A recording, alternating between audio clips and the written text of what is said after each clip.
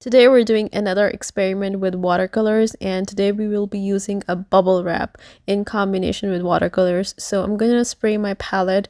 I will be using blue in this video for this experiment. Look at my sleeve, my bird ate it. You can pick any color that you like for this. I'm using this piece of paper. This is watercolor paper from our last experiment that we did with dish soap. So I still have this piece left and we will use it today. And I have a lot of bubble wrap because I'm always shopping, so I have a lot of packaging and I saved this. This is quite a big piece, so I will cut it to the size of this paper. Not exactly this size. You might want to leave it a little bigger than the piece of paper that you're working with because that would be easier. And then I'm just gonna eyeball it. I'm not taking any measurements. Taking measurements just sucks the fun out of everything. I don't want to measure anything. I'm just having fun, so I will eyeball it and cut it a bit bigger than the piece of paper I have. Okay, now I have my bubble wrap ready. I will put the rest of it away, and you have to use, I was so tempted to play with it. I just wanted to burst these bubbles and play with them, but I will not do that because we need it for this experiment. I'm gonna start putting on my paints now. I am using blue as I mentioned earlier. I will be doing different shades of blue for this, and I put this on this notebook because the paper will be damp and it will not dry inside, so I will take it out in the sun after this experiment so that it can dry. I decided to spray some water on the whole paper so that the paints will flow better and they will also mix better because I'm using different shades of blue. And then I'm just gonna start putting the paint on the paper, play with it, put it randomly here and there and whatever I like, and you can do the same.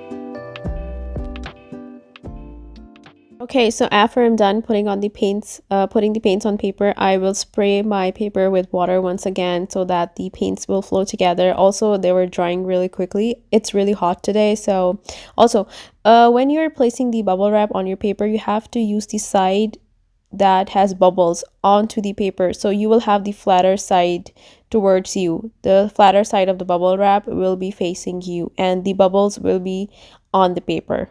I hope that made sense. And you have to press the bubble wrap and put some weight on it so that it sticks really well to the paper to make those impressions.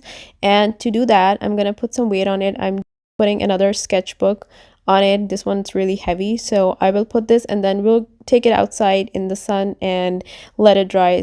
We're outside, it's really hot, which is good because then our paper can dry better. I secured the bubble wrap under the by folding it under the paper. You can see two sides folded, and then I'm gonna put this sketchbook on and we will leave it here for about 1 hour. Also, this sponge never dries because I'm always painting, so I'm gonna place it here in the sun too so that it can dry, and I'm gonna take this sketchbook inside because we don't need it.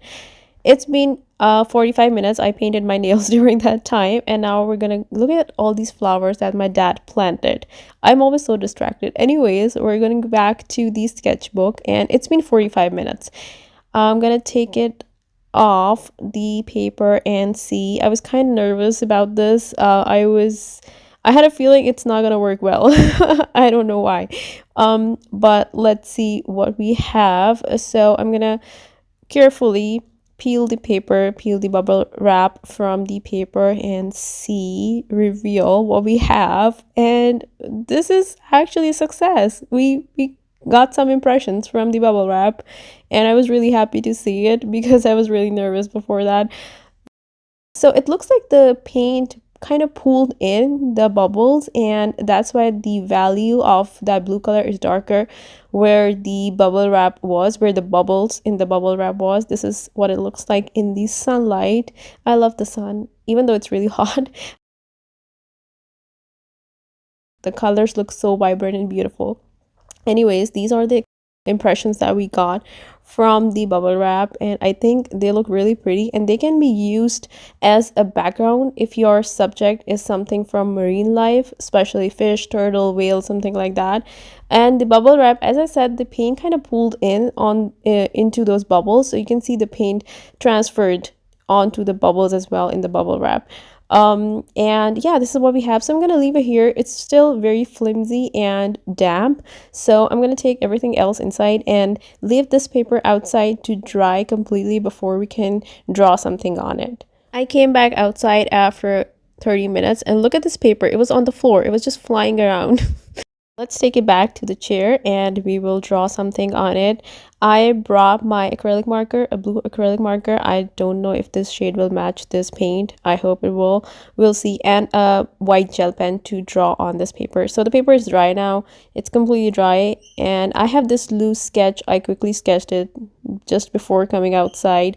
And this is a fish. It's like a cartoony fish, and we're gonna quickly sketch it on this paper. It was proving to be really hard to sketch while I was holding the camera with one hand. So I sped up the video here so that we can sketch it quickly, and it's just a loose fish sketch. I have never drawn a fish before, so if I can draw this, you can draw this too. It's just some fins and tail and a big blob for the head. Also, you can draw anything. It doesn't, your subject doesn't have to be from marine life. You can draw anything you want. This is just an idea of what you can do with this kind of background, like we do with the experiments like the dish soap and the ones we did before. The one we did before was with the plastic wrap. Yeah, so this is just an idea. I just try to give you an idea in the video of what you can do with these kind of backgrounds. Anyways, the fish is done. It's smiling, and now I'm gonna use my blue acrylic pen marker to do the dot in the eye, and then we will do some bubbles. And for the bubbles, I'm just tracing over the impressions that the bubble wrap left, and I'm doing 3 to 4 bubbles for this. And then I'm just using the same marker to do some shadows. You know how to draw bubbles. We have done it on this channel with a pencil and also with watercolors before. So these are just cartoony bubbles. They don't even have to have a proper gradient like we did with watercolors. It's just like a cartoony gradient, and then we'll do some highlights and they will start looking like bubbles.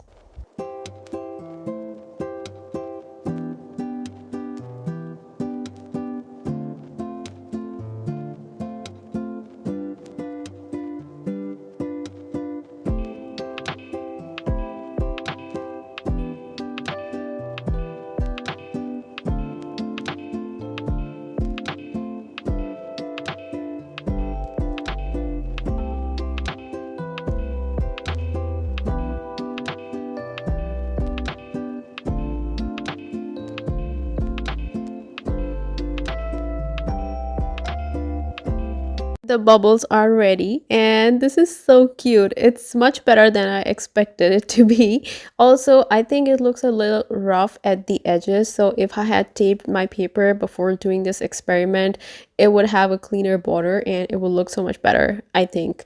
Anyways, that's up to you. And also, this was a lot of fun. I love doing these experiments with you, and if you have any more ideas for other experiments with watercolor, let me know in the comments, because I'm always looking for ideas and new videos and new experiences. So this was a lot of fun. I hope you had fun too, and I will see you next time in another video. Take care.